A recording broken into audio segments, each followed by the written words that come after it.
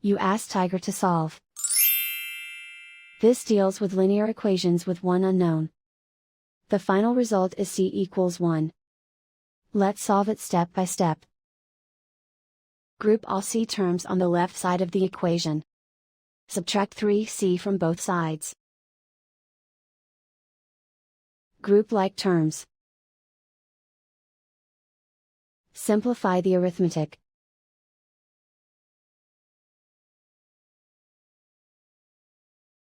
Group all constants on the right side of the equation. Add 2 to both sides.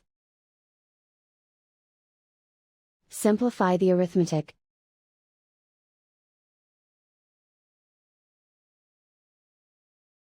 Isolate the c. Divide both sides by 2. Simplify the fraction.